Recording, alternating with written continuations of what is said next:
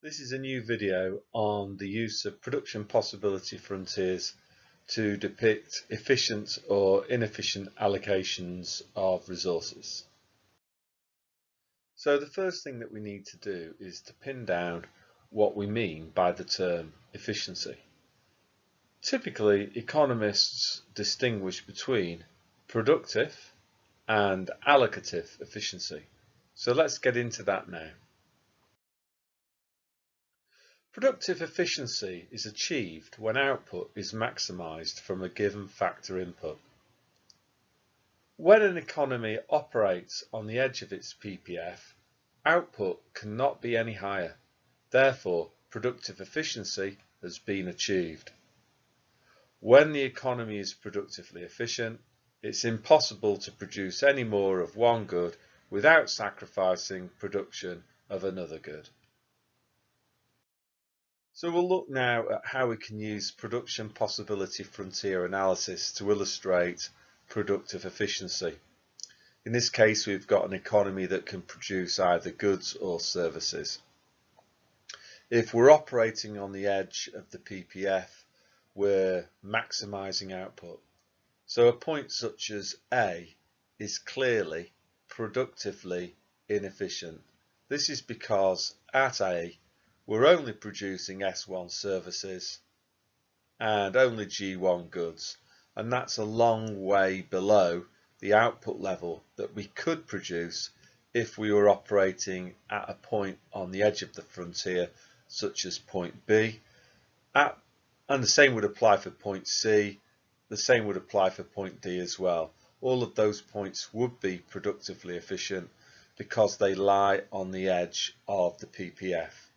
So again, if we look at point B, at point B we can produce S2 services and we can produce G2 goods.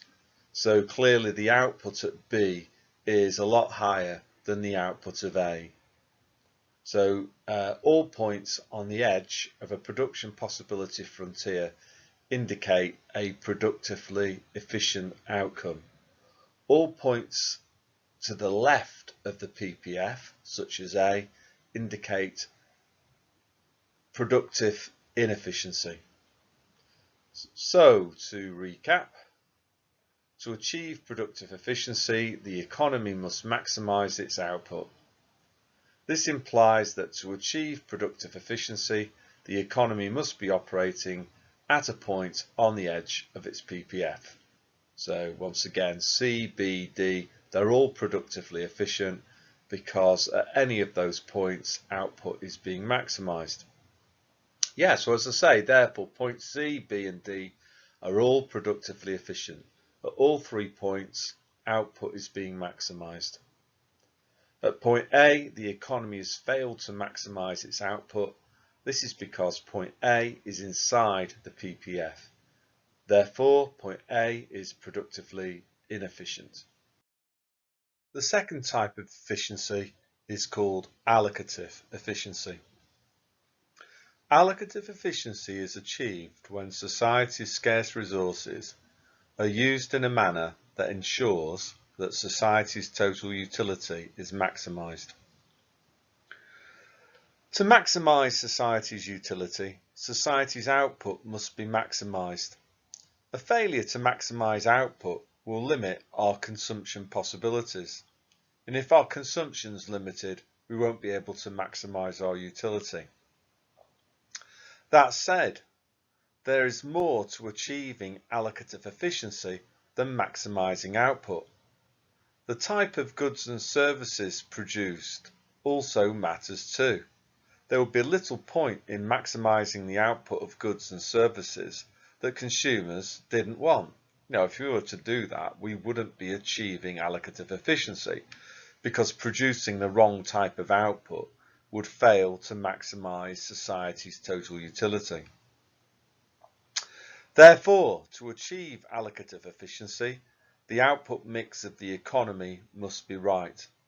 In other words, the output mix of the economy must match consumer tastes and preferences.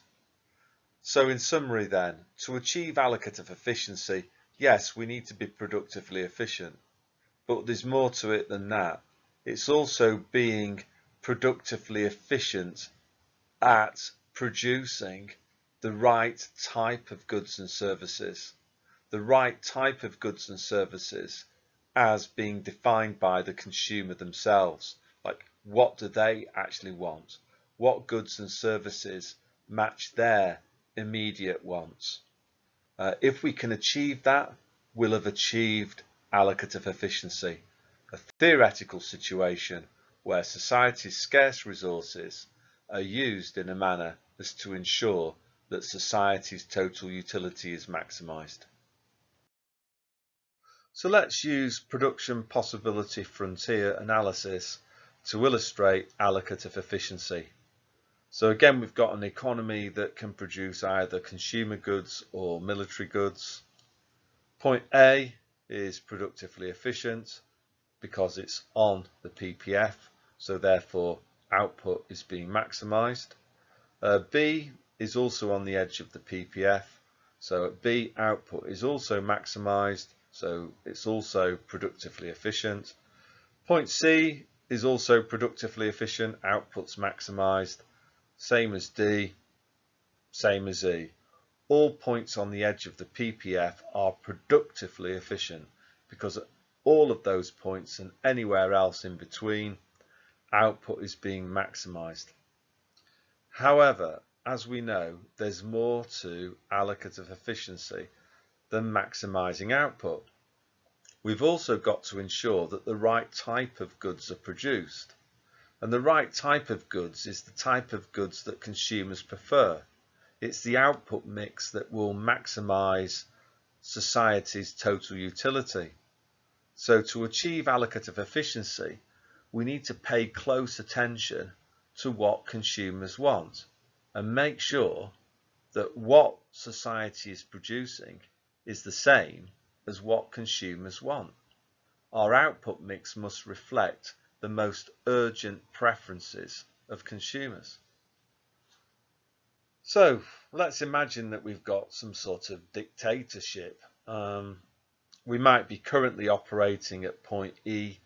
At point E, most of our factors of production are used to produce military goods, so we may be producing M1 of those. Because most of our factors of production have gone into producing tanks and planes, there aren't very many left over to go into consumer goods, so we've only got C1 consumer goods being produced. So it seems to me that it's highly unlikely that that output mix would conform to society's most urgent preferences. It's highly unlikely that this combination of C1, M1 would maximise society's total utility. So that basically means that point E, it's productively efficient, but it's allocatively inefficient because society's total utility will not be maximised with an output mix of C1 consumer goods and M1 military goods. Society probably would prefer rather more consumer goods and fewer military goods.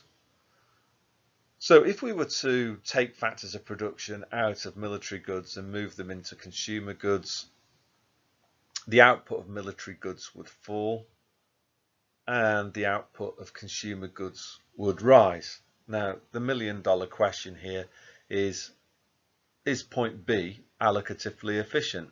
Would point B correspond to the output mix that's going to give consumers maximum utility?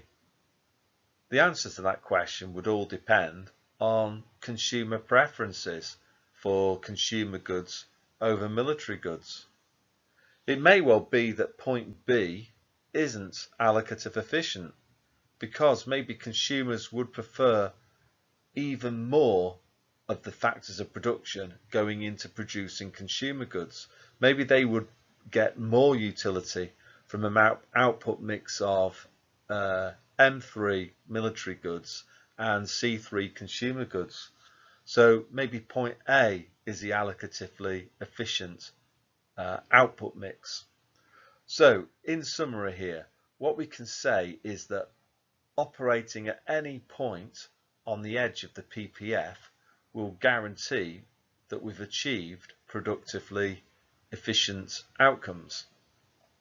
However, only one point on the PPF will be allocatively efficient, and that point will correspond to the output mix that will maximize consumer utility. It will maximize society's well-being, and that output mix will be a reflection of society's tastes and preferences.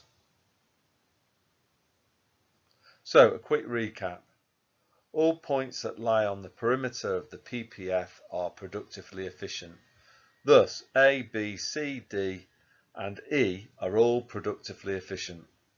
However, only one point on the PPF will be allocatively efficient.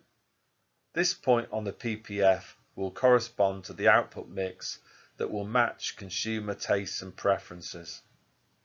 Tastes and preferences change over time. Therefore, the allocatively efficient output mix today will probably not be the same as the allocatively efficient output mix in a year's time.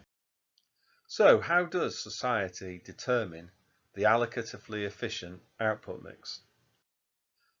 Essentially, there are two options. The first option is called central planning. Central planning is based around force. Central planning involves using the authoritarian power of the state to determine society's output mix. So, for example, in both Nazi Germany and Fascist Italy during World War II, both regimes employed central planners who determined the output mix of society. So the decision about where to operate on the PPF was determined centrally by Adolf Hitler in the case of Nazi Germany and Benito Mussolini in the case of Fascist Italy.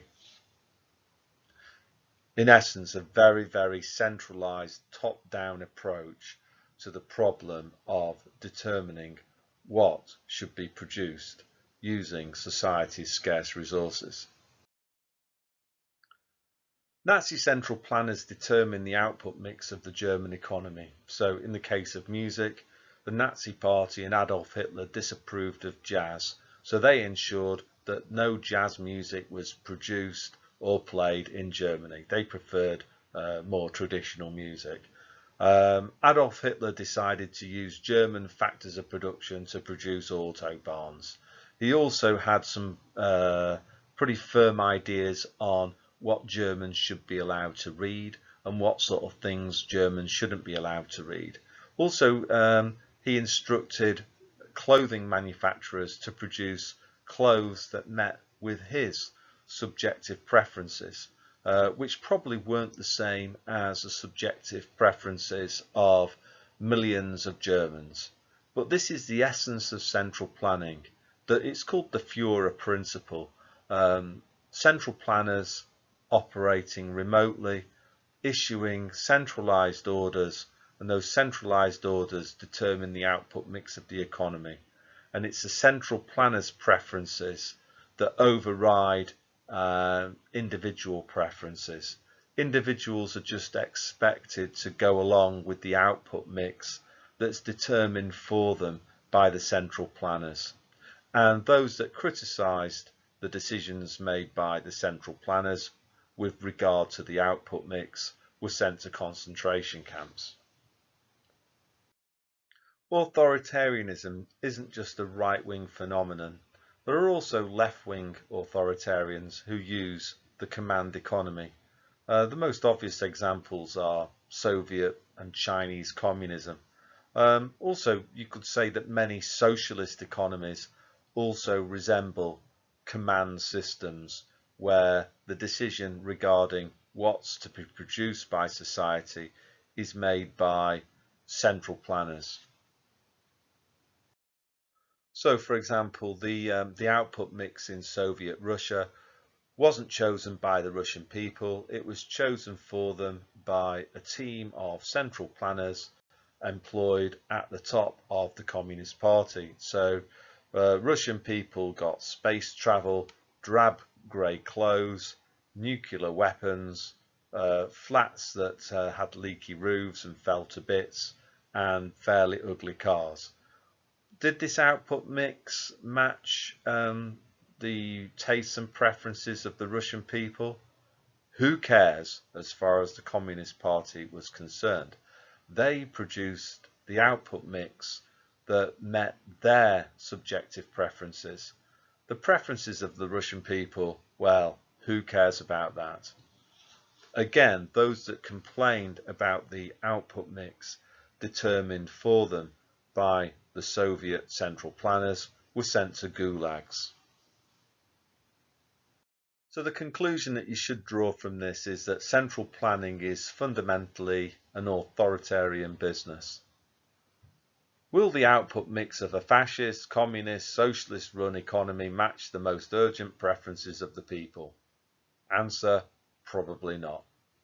Can the allocatively efficient output mix be identified via central planning? Is it possible to collect the information needed regarding the subjective preferences of millions of individuals? So, even if the central planners were really caring and paternalistic, would it be actually possible for them to know the subjective preferences of each individual in a population of millions?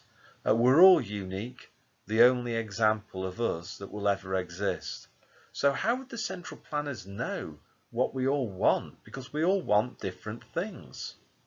And also, our tastes and wants are extremely fickle. So by the time that the central planners could collect all of this information, our tastes and preferences have probably changed.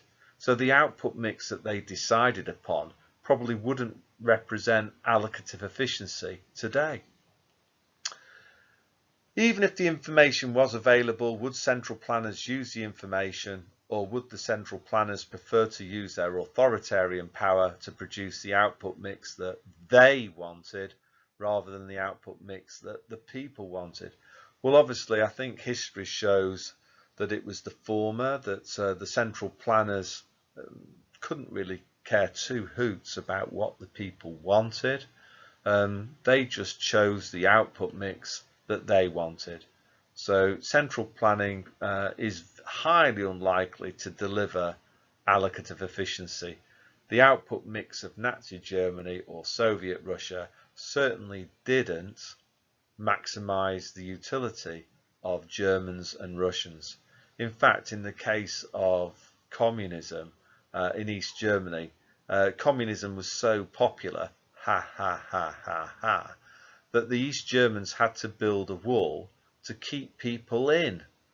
So terrible was life under communism that people were desperate to flee over the Berlin Wall into freedom, into West Germany.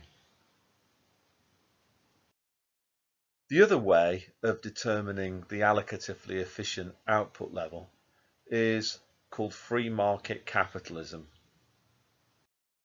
The first person to write about free market capitalism was Adam Smith. In the 1920s and 30s, the Austrian School of Economics built upon the ideas of Adam Smith. The two most famous Austrian economists are Ludwig von Mises and Friedrich von Hayek.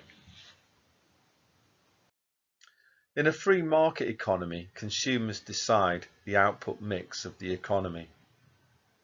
In other words, the allocatively efficient point on the PPF is established automatically. It emerges from the bottom up as a result of millions of decisions made every day by sovereign consumers. So let's take an example of how this process of emergent order can occur. Let's imagine that vegan food becomes more popular. So to achieve allocative efficiency, more factors of production need to be moved into producing vegan food. How is this going to happen? Well, if consumers spend more of their money on vegan food, the demand for vegan food will go up. An increase in demand will increase the price of vegan food. An increase in price will increase the revenues associated with producing and selling vegan food. Higher revenues will deliver higher profits for the producers of vegan food. Higher profits will incentivize the producers of vegan food to supply more vegan food. So for reasons of self-interest, farmers will start to produce more vegan food, not because they want to go to heaven and meet Jesus, but because that's the best way for them to make more profit by supplying the type of food that consumers now want more of. At the same time, if meat went out of fashion, the demand for meat would fall, the price of meat would decrease, the profitability of rearing cows and pigs would decrease. Responding out of self-interest, farmers would quit producing beef because there's now less profit involved in this type of business. So again, factors of production would be reallocated in line with the most immediate preferences of consumers. And this is the beauty of the free market. It's responsive, so it's capable of adjusting the output mix automatically in response to shifting tastes and preferences. So whatever we want more of, we'll quickly get it because firms have got an interest, a vested interest, in supplying us with the things that we want. If firms believe that they know best and continue to produce things that they like, that consumers don't want anymore, those firms will be quickly punished by the market and they'll be forced out of business. The factors of production used by that business will then be released back into the market so they can be taken up by other firms who are producing things that consumers want, who need to expand because there's rising demand for their product. So the free market essentially determines the allocatively efficient output point on the PPF organically from the bottom up through this decentralized process that Adam Smith called the invisible hand of the market and Mises and Hayek called emergent order. Essentially same difference. The following quotes from Ludwig von Mises amplify this point that in a free market capitalist society, the output mix of society is determined organically from the bottom up as a consequence of millions of decisions made every day by sovereign consumers. So the first quote then is, the real bosses in the capitalist system of market economy are the consumers. They, by their buying and by their abstention from buying, decide who should own the capital and run the plants. They determine what should be produced and in what quantity. Their attitudes result in either profit or in loss for the enterpriser. They make poor men rich and rich men poor. They are no easy bosses. So what Mises is saying here is that it's the consumer that decides the output mix. It's the consumer that determines whether an industrialist is rich or poor. And consumers are no easy bosses in the sense that our tastes and preferences are constantly changing. So a business might be extremely profitable today, but there's no guarantee that that business will always be profitable. A good example might be Nokia. In the 1990s, Nokia was number one in the mobile telephone market because at that stage, Nokia produced fantastic mobile phones. In the noughties, consumer tastes and preferences changed towards touchscreen technology.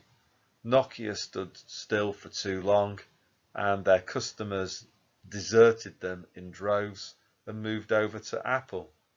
So Nokia's inability to change its output mix led to its demise as a company. So to make profit in a free market economy, firms have to produce things that consumers want. And the penalty for not doing that is going out of business. Okay, the second quote then, it builds on this. It is the consumers who make poor people rich and rich people poor. Go into the home of the average American family and you will see for whom the wheels of the machines are turning. So there's plenty of examples of rags to rich stories in business. People that started out in life with not very much apart from maybe an idea. They figured out something that a gap in the market, a product that consumers wanted that wasn't currently being supplied. And by doing that, by meeting an unfulfilled consumer want, they made themselves into a multimillionaire. At the same time, you might have inherited a business, but if you produce the wrong type of goods and services, you will quickly become poor as your consumers desert you in favour of other businesses that produce things that you do want to buy. The consumers are merciless. They never buy in order to benefit a less efficient producer and to protect him against the consequences of his failure to manage better. They want to be served as well as possible, and the working of the capitalist system forces the entrepreneur to obey the orders issued by the consumers. So again, this word merciless jumps out here. So this might apply in the context of a business such as British Airways. It's really important that you not only provide consumers with a good or a service that meets the wants of consumers, you've also got to do it at a good price. Consumers will quickly switch away from your product to a cheaper brand if you're unable to match their costs. I guess a good example would be Lidl and Aldi and how they're decimating the market share of the likes of Waitrose and Sainsbury. Consumers don't tend to be loyal. If somebody else is able to offer a better deal, consumers will switch. Consumers are utility maximizers. So what this ensures is that factors of production end up with the most efficient operators, the operators that can produce high quality products at the lowest possible prices. All of this is a one-way ticket for allocative efficiency. You're producing things that people want and you're producing them productively, efficiently at the lowest possible price. The entrepreneur profits to the extent he has succeeded in serving the consumers better than other people have done. It is precisely the necessity of making profits and avoiding losses that gives to the consumers a firm hold over the entrepreneurs and forces them to comply with the wishes of the people. Profit tells the entrepreneur that the consumers approve of his ventures. Loss, that they disapprove. It is not the fault of the entrepreneurs that the consumers, the people, the common man prefer liquor to Bibles and detective stories to serious books, and that governments prefer guns to butter. The entrepreneur does not make greater profits in selling bad things than in selling good things. His profits are the greater the better he succeeds in providing the consumers with those things they ask for most intensely. So again, this is this idea of a consumer-led economy where the consumer is king. And economists refer to this as consumer sovereignty. And then finally, the market system is the basis of our civilization. Its only alternative is the Fuehrer Principle. So what Mises is saying here is that if you choose to go against free market capitalism, what you're embracing is the planned economy, a highly centralized decision-making process where the output mix of society is determined by a handful of central planners. And in practice, those central planners will probably prefer the output mix that they want rather than what the people might want. So, some conclusions. So, productive efficiency occurs when output is maximised. Point A is productively inefficient because it's operating inside the PPF. Point B is on the edge of the PPF, so therefore output's maximised, so therefore at point B, productive efficiency is being achieved. Productive efficiency is also achieved at C because at C output is also being maximised. The same is also true for D. But which of these points is allocatively efficient? The answer is it will be the point that corresponds to the output mix that matches society's tastes and preferences. It will be the output mix that's associated with the combination of military goods and consumer goods that will maximise society's welfare. So the big question in economics is, who determines society's output mix? Do we choose central planners? So either fascism, communism, socialism, a top-down approach where a handful of experts determine what we will produce and what we will consume? Or do we go for freedom, which is the free market economy where sovereign consumers determine the output mix of the economy organically from the bottom up by casting spending votes in a daily economic election? So that's the end of another econ video about illustrating productive and allocative efficiency using PPF analysis.